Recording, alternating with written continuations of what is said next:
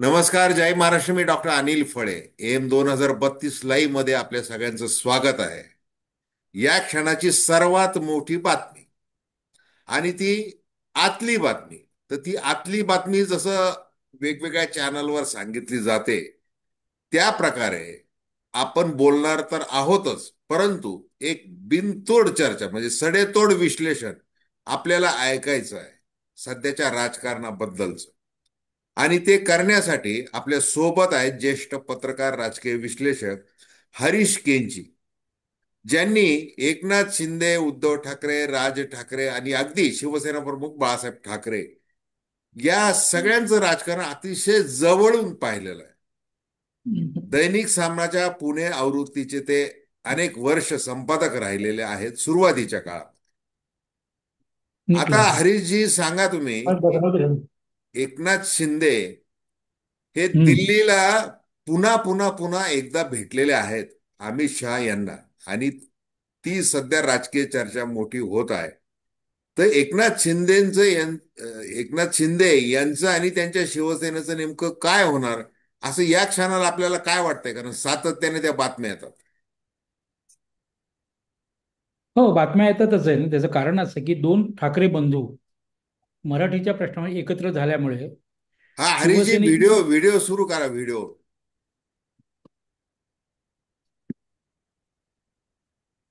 हा, बोला. झाला का? हा, दोन ठाकरे बंधू महाराष्ट्राच्या राजकारणात एकत्र येत आहेत हे लक्षात आल्यानंतर मराठी मतदार आहेत ती त्यांच्याकडे वळतील आणि जी शिंदे सेनेची मतं होती ती विभागली जातील किंवा ती बाजूलाच जातील या भीतीनं शिंदे सेनेला आता काहीतरी प्रयत्न करावे लागणार आहे. दुसरं असं की राज्याच्या प्रशासनामध्ये मुख्यमंत्री देवेंद्र फडणवीस यांनी एकनाथ शिंदे यांची गोची करायची ठरवलेली दिसते.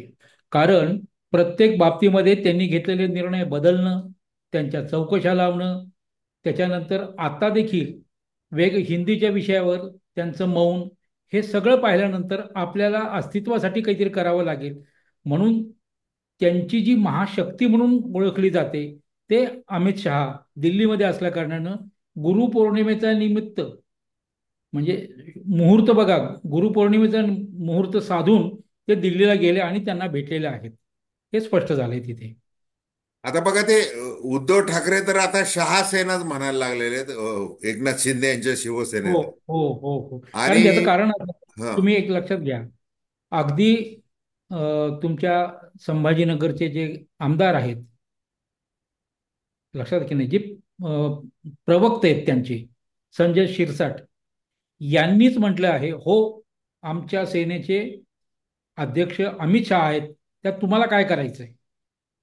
लक्षात आलं की नाही? म्हणजे त्यांचं म्हणणं जे आहे ना, तेच असल्या कारणानं त्यांना भेटण्यासाठी, त्यांच्याशी चर्चा करण्यासाठी त्यांच्याकडनं काय करून घ्यायला. या पाठीमागे दुसरा महत्वाचा मुद्दा असा आहे की ज्या वेळेला देवेंद्र फडणवीस यांना मुख्यमंत्री करायचं चाललं होतं त्यावेळेला दिल्लीची भेट यांची, दिल्लीची नाही, पुण्याच्या एका हॉटेलमध्ये जाऊन एकनाथ शिंदे अमित शहाना भेटले होते. त्यावेळेला अमित शहाने असं सांगितलं होतं की तुम्ही तुमचा पक्ष हा भारतीय जनतामध्ये विलीन करा, त्यानंतर तुमच्या मुख्यमंत्रीपदाचा विचार करू. हे ज्यामुळे सांगितलं त्यामुळे तेव्हापासून ते अस्वस्थ आहेत.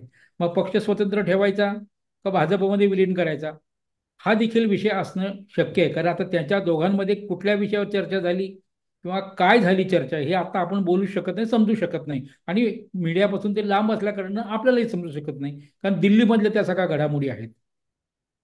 नाही, हे तुम्ही फार मोठी गोष्ट सांगितलेली आहे की तुम्ही भाजपमध्ये विलीन व्हा आणि मग तुम्हाला मुख्यमंत्री पदाचा आम्ही विचार करू शकतो, अशा प्रकारे शहांनी सांगितलेलं आहे. माझी हो, दर्शकांना विनंती की आपल्या प्रतिक्रिया देखील या व्हिडिओच्या खाली अवश्य कमेंट बॉक्समध्ये आपण द्याव्यात. हे चॅनल सबस्क्राईब करावं आणि अवश्य शेअर देखील करावं. कारण की एकनाथ शिंदे असो, देवेंद्र फडणवीस असो, अमित शहा असो, यांचं जे काही राजकारण आहे आता ते अनेक गोष्टींवर शिस्त आहे. म्हणजे ते काट शहाचं राजकारण आहे. म्हणजे आता देवेंद्र फडणवीस यांना एकनाथ शिंदे हे मोठा अडथळा वाटायला लागलेले आहेत. आणि त्या दृष्टीने मग आता हरीश केंची जे आपल्याला सांगत आहेत की जर अमित शहा यांची अवकृपा झाली फडणवीस यांच्यावर, तर एकनाथ शिंदे भाजपमध्ये येतील आणि मुख्यमंत्री होतील, असं ते बोललेले आहेत. आता मला हरीशजी तुम्ही हे सांगा की नाही, आता असं हे. आवाहन, ऐका ऐका ऐका, मी बोललेलो नाही. अमित शहा यांनी यांना भेटायला ज्या वेळेला एकनाथ शिंदे पुण्यामध्ये आले आणि त्यांनी सांगितलं की मला हवं आहे, तेव्हा त्यांनी सांगितलं की तुमचा पक्ष आमच्यामध्ये विलीन करा, त्यानंतर तुमचा विचार करू. हा म्हणजे हे. तुम्हाला करू असं हा म्हणत नाही. बरोबर, ही माहिती तुम्ही दिली आत्ता. हो हो आणि हो. याच्यावर चर्चा आहे उघड, म्हणजे अनेक चॅनलवर चर्चा आहे, वर्तमानपत्रांमध्ये आलेलं आहे. त्याच्यामुळे तसं काही फार त्याच्यामध्ये आपण फार मोठा गौप्यस्फोट करतोय वगैरे असं काही नाही, असं दावा काहीच नाही, असं नाही. काहीच नाही आपण हा, हे ते तर सरळ होऊन बोललं गेलेलं जाते. आहे, ते नवीन काही कारण नाही. आता हे बघा, ज्या अर्थी जय गुजरात म्हणणं, मग गुजराती समाजाबरोबर समोर बोलताना म्हणणं, आणि अमित शहा मेरे पीछे चट्टानो की तडा तडा खडे है असं म्हणणं, आणि हो, अगदी त्या गोव्यामध्ये त्यांनी त्या आपल्या आमदारांना सगळ्या सांगताना की महाशक्ती आपल्या मागे उभी वगैरे हे ते सांगणं, मागे आता झालेच हे होते, लोकांना तसे पाठ झालेच होते. झालेलं आहे ते सगळं हो. प्रसंग. आता आता हे सांगा, जसं तुम्ही संजय शिरसाट यांचं नाव घेतलं, त्याच्यानंतर अनेक नाव आहेत. म्हणजे अर्जुन खोतकर आहे, मग ते धुळे विश्रामगृहाचं ते झालेलं आहे. संदीपान उमरे, त्यांचा मद्य मद्य घोटाळा आहे, नंतर जमीन घोटाळा आहे, बरेच घोटाळे आहेत. अनेक आहेत, प्रताप सरनाईक आहेत, अनेक नावं घेता येतील. तर हे म्हणजे, आणि सुरू आत्ता जे मंत्रिमंडळामध्ये नाही आहेत ह्या, तानाजी सावंत आहे, अब्दुल सत्तार आहे, अनेक एकनाथ शिंदे यांचे सगळे मोहरे टिपण्याचं काम सध्याचे सगळं चालू आहे. मग त्यांना नोटिसा पाठव, त्यांच्या प्रत्येक गोष्टी त्या चव्हाट्यावर आहे, हे सगळं चालू आहे. आता मला तुम्हाला असं विचारायचं आहे की ठाणे जिल्ह्यामध्ये, ठाणे शहरामध्ये आणि एकूणच त्या पट्ट्यामध्ये एकनाथ शिंदे यांचा मोठा प्रभाव आहे. आता इकडे मुंबईला त्यांना एकनाथ शिंदेना पालकमंत्री पद दिलेलं आहे, परंतु इकडे ठाण्यामध्ये देखील राजकीय आव्हान उभं राहिलेलं आहे. म्हणजे आता रवींद्र चव्हाण प्रदेशाचे अध्यक्ष झालेले आहेत भारतीय जनता पार्टीचे, त्यांच्याकडून एक दिलं जात आहे. गणेश नाईक एक मेळावे घेतात आहेत, ते सगळं चालू आहे. आणि तुम्ही ते फार आनंद दिघे यांचं देखील राजकारण तुम्ही पाहिलेलं आहे जवळून. तर त्याबद्दल सांगा की जिथे एकनाथ शिंदेचा प्रभाव नाही, जास्त आता आहे, तुम्ही अशा तुम्ही जो ठिकाणी मुद्दा देखील तुम्ही जो मुद्दा व्यवस्थित केला आहे की ठाणे जिल्ह्यामध्ये, मुळात ठाणे जिल्ह्यामध्ये त्यावेळेचे खासदार कोण होते? रामभाऊ म्हाळगी तिथून निवडून आलेले होते आणि ती जागा शिवसेना प्रमुखांनी मागून घेतली. त्यामुळे तो जो पट्टा आहे, कल्याण, डोंबिवली असेल, ठाण्यामधले असेल, इथं भारतीय जनता पक्षाचा मोठा मतदार आहे. परंतु शिवसेना आणि भाजप यांची युती असल्या कारणानं काही जागा या सगळ्या शिवसेनेला त्यावेळेला मिळालेल्या आहेत. हे एक पहिल्यांदा तुम्ही लक्षात घ्या. दुसरा महत्वाचा मुद्दा असा आहे की ठाण्यामध्ये आमदार कोण आहेत, खासदार कोण आहेत, या सगळ्याचा विचार केला तर भारतीय जनता पक्षाचा पाठिंबा असेल तर एकनाथ शिंदेची लोक निवडून येऊ शकतात, ही वस्तुस्थिती आहे. दोन ठाकरे एकत्र झाल्यामुळे मराठी मतं जी होती शिवसेनेची, ती शिवसेनेकडे वळल्यानंतर फक्त भाजपची मतं ही एकनाथ शिंदेकडे जातील ना. मग ती एकनाथ शिंदेकडे जातील का, हा एक महत्वाचा प्रश्न आहे. कारण त्यांनी तिथे रवींद्र चव्हाणांना अध्यक्ष म्हणून नेमलेला आहे, प्रांताध्यक्ष म्हणून नेमलेला आहे. त्यामुळे त्या मतांमध्ये देखील फरक पडणार आहे. एक बघा, या सगळ्या गोष्टीमध्ये एकनाथ शिंदेची गोची करायचं काम हे त्या सगळ्या राजकीय स्तरावर सुरू झालेले, प्रशासकीय स्तरावर सुरू झालेलं आहे. त्यामुळे पक्ष आणि भारतीय जनता पक्ष, म्हणजे शिवसेनेचं शिंदे सेना आणि भारतीय जनता पक्ष यांचं सख्य आगामी काळात राहील का? कारण स्थानिक प्रश्नावर स्थानिक मंडळी जी आहे, म्हणजे बावनकुळे असतील, रवींद्र चव्हाण असतील, देवेंद्र फडणवीस असतील किंवा इतर नेते असतील लोकल, त्यांच्यावर एक प्रकारचा दबाव आणावा म्हणून कदाचित शिंदे तिथे गेले असतील, याचीही शक्यता नाकारता येत नाही. नाही आता बघा, पण असं आहे, आता आपण ठाकरे बंधू एकत्र आले, आता ते 5 जुलैची विजयी सभा झाली, त्याच्यामध्ये ते दोघं आले आणि सगळ्या महाराष्ट्राने तो एकदम असा तो क्षण अनुभवला, लोकांनी सहानुभूती व्यक्त केली, लोकांच्या डोळ्यामध्ये अक्षरशः अश्रू साचलेले होते, सगळे सदगदित झालेलं होतं. आणि ते चित्र महाराष्ट्राने पाहिलं, आणि ठाकरे कुटुंब आणि महाराष्ट्राचं ते जे काही नातं आहे ते सगळं पाहिलेलं आहे.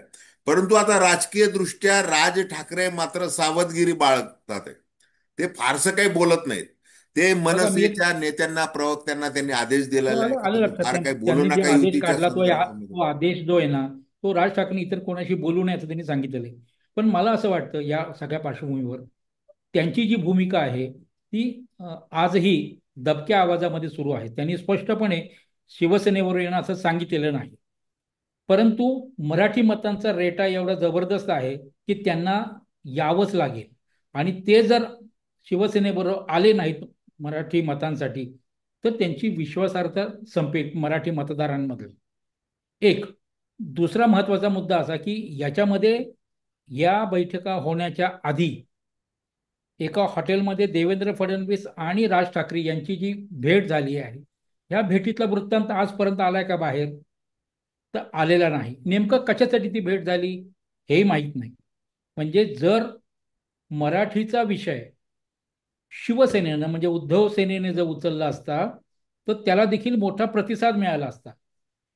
कारण सगळ्या विविध पक्षातली जी मंडळी आहेत ती सगळी एकत्र झाली होती आणि मराठीसाठी लढत होती.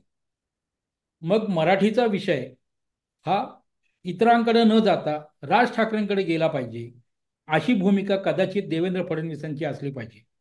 आणि मराठीचा शिवसेनेचा मुद्दा जो आहे ना, तो हिरावून घ्यायचा आणि त्या संदर्भात उद्धव ठाकरे यांचं नेतृत्व जे आहे ना, ते कमी करायचं. कारण या सगळ्या लोकसभा विधानसभेच्या निवडणुकीमध्ये राज ठाकरेंची मतं, त्यांचा एक उमेदवार निवडून आलेला नाही, भारतीय जनता पक्षाचा पाठिंबा असतानाही हे वैषम्य देवेंद्र फडणवीसांना वाटलं असेल. त्यामुळे राज ठाकरे यांचं महत्व वाढावं म्हणून त्यांनी ही भेट घेऊन ही युती करावी अशा पद्धतीनं. आणि मराठीचा जो मुद्दा उद्धव ठाकरे घेऊ शकतात त्यांच्याकडनं तो हिसकावून घ्यायचा. म्हणजे त्यांच्या तुम्ही मेळाव्यातलं भाषण बघा, फक्त मराठी मुद्दा त्यांच्याकडे होता, दुसरा कुठलाही विषय नव्हता. आणि मराठी मुद्द्यावर मीच काय ते बोलू शकतो, उद्धव ठाकरे बोलू शकत नाही, हे त्यांनी प्रतिबिंबित केलं तिथं, लोकांवर ठसवलं.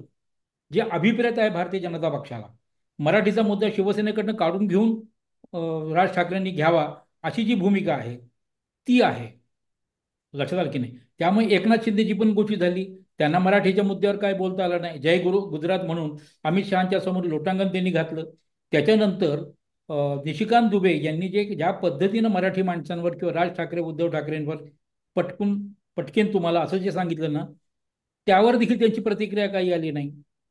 मराठीच्या विषयावर, सक्तीच्या विषयावर देवेंद्र फडणवीस यांनी शिंदेच्या सहकार्याच्या खांद्यावर बंदूक ठेवून हिंदी भाषाची सक्ती केली. दादा भुसे शिक्षण मंत्री, त्यांच्या माध्यमातूनच केलेलं. त्याबद्दलही एकनाथ शिंदेना काही बोलता आलेलं नाही. ही जी सगळी राजकीय गोष्टी त्यांनी करून ठेवली एकनाथ शिंदेची, त्या पार्श्वभूमीवर कदाचित मला असं वाटतं ते एक अमित शहाना भेटायला गेले असले पाहिजे, असं एक आहे, निदान आहे. नाही, ते तर आहे. आता हे सुरुवातीचं राज ठाकरेंच्या बाबतीत की तुम्ही नेतृत्व करा, आणि जे हॉटेलमध्ये जी बंद दारात चर्चा झाली त्याच्याबद्दल देवेंद्र फडणवीस यांनी स्वतः सांगितलं की हिंदी सक्ती मग आम्ही ते का करतोय, कसं काय, याची माहिती आम्ही राज ठाकरेंना मी दिलेली आहे, असं वक्तव्य मुख्यमंत्र्यांनी केलेलं, म्हणजे फडणवीसांनी केलेलं. आता मला तुम्हाला असं विचारायचं आहे, हे ही युती व्हावी म्हणजे राजकीय दृष्ट्या बरं का, उद्धव ठाकरे आणि राज ठाकरे यासाठी स्वतः देवेंद्र फडणवीस हे प्रयत्न करत आहे. आता ते मुद्दा हिसकावून घेणं उद्धव कडून वगैरे ह्याच्या सगळ्या गोष्टी तो एक आहे. आणि त्याच्या अगदी विरुद्ध पण असं बोललं जात आहे, म्हणजे उद्धवला सुद्धा बरोबर घ्या आणि तुम्ही दोघं जण युती करा म्हणजे एकनाथ शिंदेचा कार्यक्रम होईल, असं असं देखील बोललं जात आहे. त्याच्याबद्दल त्या संदर्भात तुम्हाला काय वाटतंय, काय नाही, एक शक्यता असू लक्षात घ्या, शकते? यामुळे तुम्हाला मगाशी मी जसं म्हणालो ना, की मराठीचा मुद्दा फक्त राज ठाकरेंनी घ्यावा. आणि राज ठाकरे या पूर्वीच्या काळामध्ये मग रजा अकादमीच्या विरोधात काढलेला मोर्चा असेल, मशिदीवरच्या भोंग्याचा विषय असेल, आणि अंगावर पांघरलेली भगवी शाल असेल, हे सगळं पाहिल्यावर हिंदुत्वाचा वारं त्यांच्या अंगात आहे आत्ता. परंतु विधानसभा लोकसभा निवडणुकीमध्ये उद्धव सेनेनं महाविकास आघाडीतून मुस्लिमांची मतं घेतलेली आहेत. काँग्रेसची जी पॉकेट्स आहेत ती त्यांनी घेतलेली आहेत. म्हणजे जी मुस्लिमांची मतं आहेत ना, ती विभागली गेली पाहिजेत. हिंदूंची मतं किंवा मराठी माणसाची मतं ही राजकडे गेली पाहिजेत. म्हणजे उद्धव ठाकरे यांच्याकडे जो पॉकेट्स आहेत ती पॉकेट्स गेली पाहिजेत. ती एकनाथ शिंदेकडे पण यायला नको, आणि उद्धव ठाकरेकडे जायला नको, ती सगळी राजकडे वळती गेली, तर त्याचा प्रभाव काही राहत नाही. मुळात असं आहे की मुंबईमध्ये 30-35% मराठी मतदार आहेत. 30%च आहेत. या 30%मध्ये 5 पक्ष आहेत आत्ता. हा. मनसे आहे, शिवसेना, उद्धव सेना आहे, एकनाथ शिंदेची सेना आहे, भारतीय जनता पक्ष आहे, काँग्रेस आहे, राष्ट्रवादी आहे. 5 पक्षामध्ये विभागलेली माणसं आहेत मराठी मतदार. पण ती जर काही एकनाथ शिंदेची आणि उद्धव ठाकरेंची मतं जर राजकडे गेली, तर भारतीय जनतापेक्षा मोठं होणार नाही ना. आणि भारतीय जनता पक्षाचं असं असतं, किंवा परप्रांतीय जे मुंबईमध्ये आहेत 60-70%, प्रामुख्यानं परप्रांतीय मंडळी ही सत्तेच्या बरोबर असतात. म्हणजे सत्तेबरोबर राहिल्यामुळे काय होतं, त्यांना जे काय फायदे हवे असतात ते मिळू शकतात त्यांना. लक्षात आलं की नाही? त्यामुळे ती सगळी मतं भारतीय जनता पक्षाकडे जाऊ शकतात. आणि या मतांमध्ये, 30% मतांमध्ये 5 विभागणी झाली, तर भारतीय जनता पक्षाचं मुंबई मध्ये सत्ता येऊ शकते. मुंबईवर कब्जा त्यांना मिळवता येऊ शकतो. ती कुबेर नगरी आपल्या खिशात टाकता येऊ शकते. हा होरा कदाचित भारतीय जनता पक्षाने देवेंद्र फडणवीसांचा असला पाहिजे, म्हणून त्यांनी ही सगळी खेळी केलेली आहे, असं मला तरी वाटतं. बरं, अनिलजी. आता एकनाथ शिंदे यांची कोंडी सगळ्या पातळीवर, म्हणजे भाषेच्या मुद्द्यावर असेल किंवा तो सगळा गैरव्यवहार असेल. मग आता अगदी खासदार श्रीकांत शिंदे यांना देखील आयकर खात्याची नोटीस आलेली आहे, असं ते संजय शिरसाट बोलून गेलेले. हो. म्हणजे त्यांना पण आली. सगळीकडून त्यांना पण ती नोटीस आली, संजय शिरसाटांना. नाही, त्यांना आली म्हणून ते खुलासा करताना ते म्हटले, एक ना, श्रीकांत शिंदेना देखील ती नोटीस आलेली आहे. हो. अशा सगळ्या परिस्थितीमध्ये तुम्ही जे अगदी सुरुवातीला जे सांगितलं की पुण्याच्या त्या हॉटेलमध्ये पहाटे एक हो. अमित शहानी एकनाथ शिंदे यांना सांगितलं होतं, अशी ती बातमी आलेली, अशी तुम्ही हो, सांगितलेली बातम्या की आल्या बा त्याच्या. हो, तुम्ही त्या बातम्या आमच्यामध्ये आल्या. विलीन व्हा, मग बघू वगैरे. तर हे मी पुन्हा एकदा तुम्हाला यासाठी विचारतोय की ते प्रेक्षकांना माहिती झालं पाहिजे नीट, की आता एकनाथ शिंदे यांची सगळ्या म्हणजे धोरणा, म्हणजे शिवसेना प्रमुख बाळासाहेब ठाकरे यांचे वैचारिक वारसदार. आता शिवसेना प्रमुख आणि संयुक्त महाराष्ट्राचा लढा हे काय नातं होतं? मराठी भाषेचा स्वाभिमान, मराठी माणसं, हे काय समीकरण होतं, हे काही वेगळं सांगायची गरज नाही. मग त्या परिस्थितीमध्ये तुम्ही एकीकडे तुमच्याच मंत्र्यांकडून तो आदेश काढताय, दादा भुसेनकडून, की ती हो. पहिलीपासून सक्ती करा. आणि नंतर ज्या वेळेला तुमच्या लक्षात आलं की आपण जर आपल्यावर टीका व्हायला लागलेली, की आपण जर असली शिवसेना म्हणतो, एक पक्षचिन्ह आपल्याकडं वगैरे हे सगळं आपल्याकडं, तर मग आपण सामोरं कसं जायचं, हा प्रश्न त्यांच्या समोर निर्माण झाला. आणि मग दुसऱ्या तिसऱ्या मंत्रिमंडळ बैठकीमध्ये म्हणे की आम्ही त्या गोष्टीला विरोध केला. असं ते सगळं बाहेर आलेलं आहे. म्हणजे एकीकडे आर्थिक आर्थिक प्रश्नावरून कोंडी, ह्या भाषेच्या मुद्द्यावरून कोंडी. आणि मग आता मुंबईमध्ये एकनाथ शिंदेनी प्रस्ताव ठेवला होता की आम्हाला 127 जागा द्या वगैरे, आता ते सगळं त्याच्यावर देवेंद्र फडणवीस यांनी देखील खुलासा करून टाकला. आम्ही महायुती करू, परंतु काही मतदारसंघामध्ये कार्यकर्त्यांचं ऐकावं लागणार आहे, तिथं आम्ही मैत्रीपूर्ण लढत हे करू, अमित असं देखील शहानी ते बोललेले. अमित शहानी मुंबईतल्या कार्यकर्त्यांच्या बैठकीमध्ये सांगितलंय की स्वबळावर लढवायच्यात निवडणुका. ह्या पुढच्या निवडणुका स्वबळावर लढवायच्या आहेत त्या. त्यामुळे स्वबळावर जर भारतीय जनता पक्ष सगळ्या जागा लढवत असतील, तर एकनाथ शिंदे यांच्या सेनेला किंवा राष्ट्रवादीच्या अजित पवारांना, त्यांना हव्या तेवढ्याच जागा देतील ते. त्यांच्या जिथं त्यांची ताकद नाही असं वाटतं, त्या जागाच देतील. हे जे 127 मागतील, 27 तरी देतील की नाही हे आश्चर्य आहे त्याच्यामध्ये. हम्म. त्यामुळे त्यांनी एकला चलो रे ही त्यांची भूमिका भारतीय जनता पक्षाची आहे. कोणत्याही परिस्थितीमध्ये स्वबळावर मुंबई महापालिका ताब्यात घ्यायची, अशा सगळ्या व्यूहरचना त्यांनी मांडलेली आहे. लक्षात आलं की नाही? त्यामुळे त्यांना ह्या अस्तित्वासाठी पण एक शिंदेला लढावंच लागणार. पण असं आहे की विधानसभा निवडणुकीमध्ये किती नाही म्हटलं तर एकनाथ शिंदे यांनी त्यांचं राजकीय म्हणजे कसब दाखवून दिलेलं आहे. 80 पैकी त्यांचे 57 आमदार निवडून येणं, स्ट्राईक रेट ते म्हणतात त्या पद्धतीने हे तो बघा, मी जास्त तुम्हाला सांगतो, असणं. स्ट्राईक रेट बद्दल तुम्ही विषय काढताय ना. स्ट्राईक रेट म्हणजे काय, क्रिकेट मॅच आहे का? नाही, तो आता नवीन एखाद्या मॅच अलीकडं मध्ये तो नाही, नाही, नाही, काढ. नाही, नाही. ते जे आता मीडियामध्ये स्ट्राईक रेट, साईट रेट, हे मूर्खपणा आहे तो. मग कशासाठी स्ट्राईक रेट पकडायचा तिथे? तुम्हाला मतं किती पडली ती बघा ना फक्त. मला सांगा, एखादा क्रिकेटच्या टीममध्ये तो आपण बघतो, एखादा माणूस येतो आणि सेंचुरी मारून जातो, म्हणजे काय, त्याचा स्ट्राईक रेट जास्त, म्हणजे काय झालं? असं नसतं ना ते. हे आपल्या मूर्खासारख्या त्या बातमीदारांनी स्ट्राईक रेट, स्ट्राईक रेट, काही नाही. भारतीय जनता पक्षाच्या वरद हस्तांना मिळालेल्या त्या जागा आहेत, त्याच्या संदर्भामध्ये राजीव गांधींपासून संजय राऊतांपर्यंत यांनी मुद्दे उपस्थित केलेले आहे. 78 लाख मतं कुठनं आली? हे जे आहे ना, हे ह्याच्यामुळे त्या जागा कमीच्या झाल्या, लक्षात की नाही? नाही ते काय होणं शक्यच नव्हतं त्यांच्याकडे. आणि स्ट्राईक रेट वगैरे हा बोगसपणा आहे तो सगळाच. ते आता बरं, आता बघा, जसं तुम्ही ठाण्यातलं रवींद्र चव्हाण, गणेश नाईक वगैरे आपण ते सगळं बोललो, आणि तिथं देखील एकनाथ शिंदे यांना कठीण जाणार आहे, कारण राज ठाकरे काय आता त्यांच्यासाठी भाषणाला येणार नाहीत. जसे लोकसभा, विधानसभा, विधानसभेत आले नाही, पण लोकसभेला ते आले होते त्यांच्या प्रचारासाठी. त्यांनी श्रीकांत शिंदेसाठी सभा देखील घेतली होती राज ठाकरेंनी. आता हो. तर ते तसं काय होणार नाही. मग आता नाहीच ना त्यांना. बघा, भारतीय जनता पार्टीला उद्धव ठाकरेंच्या हातातून मुंबई महानगरपालिका काढून घ्यायची, नंतर एकनाथ शिंदेच्या हातातून ठाण्याची महानगरपालिका काढून घ्यायची. म्हणजे हो. एन केन प्रकारे भारतीय जनता पार्टीला स्वतःच्या बळावर तिथे दोन्ही ठिकाणी सत्ता आणायची. म्हणजे एकूण तो MMRचा जो पट्टा आहे, त्याच्यामध्ये जे काही 8 महानगरपालिका आहेत, त्या सगळीकडे आपलं हो. वर्चस्व त्यांना प्रस्थापित करायचं आहे. प्रस्तावित आणि त्या करायचं. दृष्टीने त्यांची पावलं पडतातच. आणि म्हणून हे फोडाफोडी, संभ्रम, काटश, हे सगळं चालू आहे. आता तुम्हाला तुम्ही काय विश्लेषण कराल या सगळ्या धोरणाचं भाजपच्या? एक लक्षात घ्या, आज महाराष्ट्रामध्ये विरोधी पक्ष शिल्लक आहे का? नाहीच. जो राष्ट्रीय स्तरावरचा काँग्रेस पक्ष आहे त्याच्या जागा 9 आहेत विधानसभेमध्ये. लक्षात आलं की नाही? राष्ट्रवादी काँग्रेसच्या किती जागा आहेत? दुहेरी आकडे पण त्यांनी गाठलेले नाही.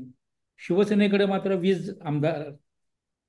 जर उद्या राज ठाकरे आणि उद्धव ठाकरे एकत्र आले आणि मराठी मतांची मोठ त्यांनी जर बांधली, तर महाराष्ट्रामध्ये विरोधी पक्षाची जी पोकळी निर्माण झालेली आहे ती ते व्यापू शकतात. लक्षात घ्या, महाराष्ट्र स्तरावरची ही बाब आहे. नुसती मुंबईचं तर आहेच. मुंबई, ठाणे, त्या 8 महापालिका यांच्यातलं तर हे वातावरण आहेच तिथलं, नाही असं नाही. ज्यांनी ज्यांनी परप्रांतीयांचा, म्हणजे तुम्ही भाईंदरमध्ये बघितलं असेल की ज्या वेळेला त्या चौधरी नावाच्या व्यापाऱ्याला मारहाण झाली म्हणजे 2 फटके लावले. त्याच्यानंतर सगळे व्यापारी एकत्र आले आणि त्यांनी मोर्चा काढला. कारण तिथे मेहता नावाचा आमदार आहे. आणि ज्या दिवशी ही घटना घडली त्याच्यानंतर 3 दिवसांनी मोर्चा निघतो. कारण रिॲक्शन लगेच आलं पाहिजे होते, रिॲक्शन आलीच नाही. ती पूर्ण नियोजित होती. ती भारतीय जनता पक्षाच्या आमदाराने केलेलं नियोजन होतं. पण त्याच्या विरोधामध्ये लगेचच मराठी तरुण किती रस्त्यावर आले तुम्ही बघा. मोर्चाला बंदी घातली असताना देखील लोक बाहेर आले. त्यामुळे मराठी मतं ही आता एकत्रित येत आहेत, एवढं मात्र आहे. त्यामुळे महाराष्ट्रातलं पुढचं वातावरण जे आहे ना, आता विधानसभेचं 2029ला विधानसभाची निवडणूक आहे. त्या विधानसभेच्या निवडणुकीमध्ये हे दोघं भाऊ जर एकत्र असतील तर महाराष्ट्राचं चित्र जे आहे ना, काही वेगळं असेल. यात खूप मोठ्या घडामोडी होणार आहे अजून. ही ही सुरुवात आहे नुसतीच आत्ता. म्हणजे भारतीय जनता पक्षाचे जे नेते आहेत ना, ते 24 तास निवडणुकीच्या राजकारणात असतात. प्रशासन वगैरे हे सगळं नंतर ते ते काम चालवू असं त्यांचं. पण सत्ता मिळवणं हे त्यांचं काम असतं. त्यामुळे मुंबई महापालिका पाहिजे, तसे इतर सगळ्या महापालिका ताब्यात पाहिजे, राज्य सरकारी ताब्यात असलं पाहिजे. त्यामुळे त्यांची जी मनसं आहेत ती 24 तास 3 स्तरावरनं ते काम करतात. एक तर भारतीय जनता पक्ष स्वतः करतो, राष्ट्रीय स्वयंसेवक संघातून मंडळी जी आहेत ती करतात, तिसरं त्यांच्या विविध ज्या 36 संघटना आहेत त्या संघटना देखील काम करतात. तसं इतर पक्षाच्या दुसऱ्या कुठल्याच नाही, म्हणजे शिवसेनेचा असू दे किंवा मनसेची असू द्या, इतर कुठल्याच संघटना नाही आहेत की जे निवडणुकीच्या प्रचारासाठी 24 तास काम करतात. भारतीय जनता पक्षामध्ये पेड वर्कर आहेत जे काम करतात, संघामध्ये पेड वर्कर आहेत, पगारीच नोकर आहेत ना, ते पक्षाचंच काम करतात. तसं शिवसेनेमध्ये पेड वर्कर कुणी नाहीत, मनसेत कुणी नाही. भावनेच्या भरात ती चाललेले सगळे राजकारण आहे ते. हम्म. यासाठी यांना मुळात असं आहे की एकत्र यावंच लागेल. मगाशी पहिल्यांदा तुम्ही जर विचारलं ना, संभ्रम निर्माण करतात राज ठाकरे, ते त्याचं कारणच आहे. कारण कसं आहे माहिती का, तुम्ही ज्यावेळेला 11 टेबल बसाल, मुळात जागा वाटप, महापालिकेचं जागा वाटप कसं होणार आहे? कारण मराठी मतांचं मतदारसंघ सारखेच आहेत ना. जे उद्धव ठाकरे यांचे मतदारसंघ आहेत तेच राज ठाकरेंचे मतदारसंघ आहेत. याच गिव्ह टेक कसं होईल? जर ते करायचं असेल तर प्रेशर टाकटीच करायला लागेल. तुम्ही आम्हाला एवढ्या जागा दिल्या नाही तर आम्ही पलीकडे जाऊ, त्यांचा पाठिंबा घेऊ. हे हे अशा पद्धतीचं प्रेशर टॅक्टिक्स देखील असू शकतं, आहे असं म्हणत नाही मी. पण त्यांना एकत्र आल्याशिवाय गत्यंतर नाही आत्ता. कारण मराठी मतं आता जागृत झालेली आहेत आणि ती अशाच पद्धतीने बाहेर येणार आहेत. नाही, अनिलजी. राज ठाकरेंना आता त्यांच्या पक्षाचा म्हणजे प्रश्न आहे. म्हणजे विधानसभा निवडणुकीमध्ये 125 उमेदवार काय ते उभे करणं, मग जवळपास 118 119 उमेदवारांचे अनामत रकमा जप्त होणं, हे सगळं अनुभवलेलं आहे. तुम्ही जसं सुरुवातीला सांगितलं की हे ते भूमिका वारंवार बदलणं, त्यामुळे हे मनसैनिक विचलित झालेले आहे. परंतु आता त्या मनसैनिकांची इच्छा आहे की आता आपण ठाकरे हो, या ब्रँडच्या याच्याखाली आपण एकत्र आलं पाहिजे. हा त्या कार्यकर्त्यांचा दबाव आहे या दोन्ही भावांवर. बरोबर बरोबर. त्यासाठी त्यांना ते एकत्र येणं भाग आहे. मग तुम्ही जसं म्हणता की मतदारसंघ दोघांचे सारखेच आहेत, मग आता हो दोन्ही ना. पार्ट्या एकमेकांमध्ये विलीन होणं तर ते शक्य दिसत नाही की शक्यच नाही, एकमेकांमध्ये शक्यच नाही. विलीन जागा होणं. वाटप होऊ शकतं, मग ते जागा जागा वाटप होऊ वाटप शकतं. होऊ शकतं. मग ते जर ते त्याच्यामध्ये जर म्युच्युअल अंडरस्टँडिंग असेल आणि म्हणून आपल्या पक्षाची एकूण मतांची टक्केवारी ही कमी कमी होत चाललेली आहे. अगदी ते ते कोण ते गुणरत्न सदावर्त ते वारंवार ते ज्या पद्धतीने आरडाओरडा करून बोलतात, तर ते म्हणतात की मनसेची राजकीय मान्यता, मग त्यांचे 1.66% मतं झालेले आहेत. या सगळ्या म्हणजे ते म्हणतात म्हणून चांगले आहे, ती वस्तुस्थिती आहे. तो सदावर्ते हा वेगळाच विषय आहे, म्हणजे त्याच्याबद्दल न बोललेलं बरं. न परंतु बोललेलं हे बरं. सगळं ही राजकीय जी बाजू आहे मनसेची, ती सांभाळण्याची जबाबदारी राज ठाकरेंवर मोठी पडलेली आहे. आणि त्यांची ही त्यांच्याकडे त्या ते दृष्टीने अग्निपरीक्षा आहे. त्यांच्याकडे ते एकमेव नेते आहेत आणि ते ठरवतील तेच होणार आहे. लक्षात आले की नाही? मुळात असं आहे की त्यांची विचारसरणी कोणती आहे? जी विचारसरणी शिवसेनेची तीच त्यांची आहे. हा प्रश्न आहे, बरोबर ना? हम्म. बाळासाहेब ठाकरेंचे जे विचार होते शिवसेना प्रमुखांचे, तेच विचार उद्धव ठाकरेंकडे आहेत, तेच विचार राज ठाकरेंकडे आहेत. वैचारिक अधिष्ठान दोघांचं जे आहे ना, ते एकसारखंच आहे ना, त्यात बदल काही नाहीये. व्यक्तिगत जर त्यांचा इगो होता, त्यातून हे दोन पक्ष वेगळे झाले ना. आणि कसं असतं, एखाद्या वॉर्डमध्ये दोन्ही पक्षाचे कार्यकर्ते असतात. अशा वेळेला मला जर शिवसेनेमधून तिकीट मिळालं नाही, उमेदवारी मिळाली नाही, तर मी मनसेमध्ये जाऊन उमेदवारी घेऊ शकतो. ज्या पद्धतीने काँग्रेसमध्ये मला उमेदवारी मिळाली नाही, की तो राष्ट्रवादी काँग्रेसमध्ये जातो. लक्षात आलं की? आणि राष्ट्रवादीमध्ये मिळालं नाही तर मग तो काँग्रेसमध्ये येतो. तशा प्रकारे शिवसेना आणि मनसे अशा पद्धतीचं आहे ते सगळे वातावरण. आता मुळात तीन पक्ष झालेले आहेत. आत्ता तुम्ही वर्तमानपत्र किंवा टीव्ही पाहत असाल तर एकनाथ शिंदेकडे लोंढा येतोय. हा आला, तो आला, तो तिथे आला. उद्धव ठाकरेंचे म्हणजे जवळपास 40 नगरसेवक आले म्हणतात ते. नाही नाही, आता ते माजी नगरसेवक आहेत हो. नाही नाही, ठीक आहे ना म्हणजे. आणि ऐका ऐका ऐका, मी हा. तेच सांगतो. आता जे 50 आमदार होते ते किती वेळा निवडून आले? तिथे दोन दोन तीन तीन निवडून आलेले आहेत. हम्म. तसे नगरसेवक आहेत, दोन दोन तीन तीन वेळा टर्म झालेले आहेत, ते तिकडे गेलेले आहेत. त्यांना आता कळतंय की नवीन दमाची जे मुलं आहेत, शिवसैनिक आहेत, त्यांना ही उमेदवारी दिली जाणार, आपल्याला काय उमेदवारी मिळणार नाही. हे याचं जाणीव किंवा याचं वास्तव त्यांना लक्षात आल्यानंतर ही मंडळी तिकडे जायला लागलेली आहेत. लक्षात आलं की? आणि मुंबईमध्ये भारतीय जनता पक्षाची मतं आहेत ना. आपली मतं प्लस भारतीय जनता पक्षाची मतं आपल्याला जर मिळाली ती आपली जागा निघू शकते. आणि या जागा वाटपामध्ये एकनाथ शिंदे बरोबर गेलो तर भारतीय जनता पक्षाचीही मतं आपल्याला मिळू शकतात. त्यामुळे आपण सहज निवडून येऊ शकतो. अशी मनीषा त्या नगरसेवकांची असली पाहिजे, म्हणून ते एकनाथ शिंदेकडे जात आहेत. बरं, जसे अनिलजी. हा जसे आमदार आले निवडून, म्हणजे भारतीय जनता पार्टीची मोठी मदत ही हो एकनाथ हो. शिंदे यांच्या शिवसेनेला झालेली झालेली आहे. हो. आणि तुम्ही जो मगाशी जो स्ट्राईक रेटला खोडून काढलं ते, आणि नाहीच एकूण नाही. मतं किती मिळालेत हे देखील महत्वाचं आहे. ते महत्वाचं आहे ना तिथे. हम्म.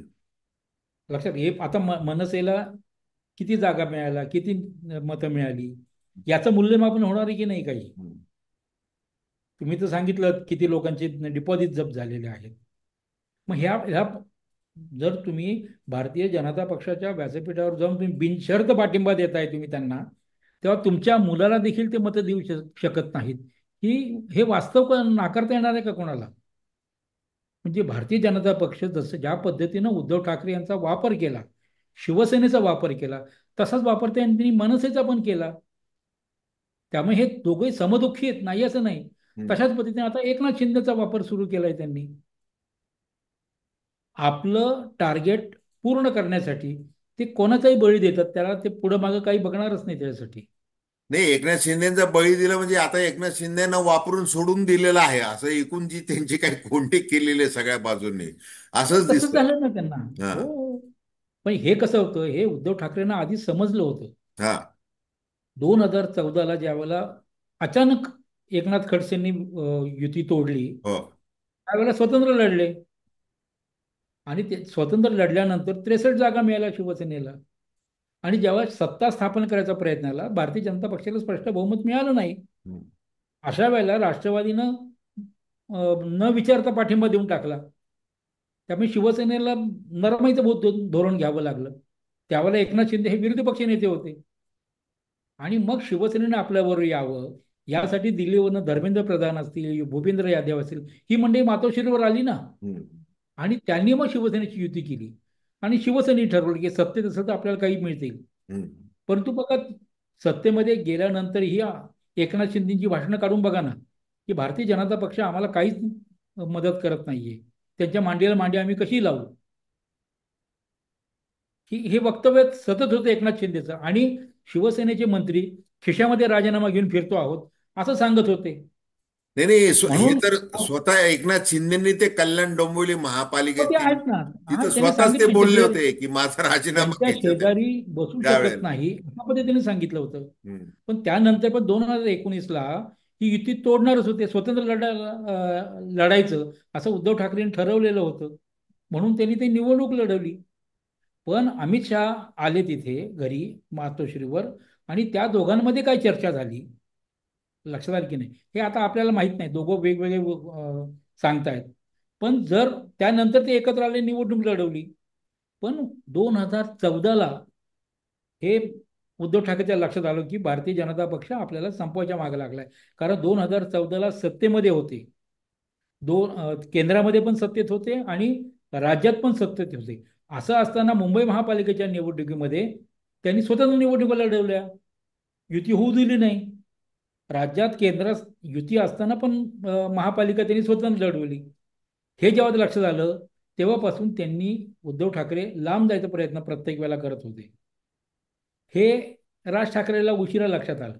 हम्म. लोकसभेला पाठिंबा, विधानसभेला बिनशर्त पाठिंबा, लक्षात आलं का नाही? असं दिल्यानंतरही आपल्या मुलाचा पराभव होऊ शकतो. म्हणजे आपला फक्त वापर होतोय, हे जेव्हा लक्षात आलं त्यावेळेला त्यांनी एकत्र याचा निर्णय घेतला दोघांनी.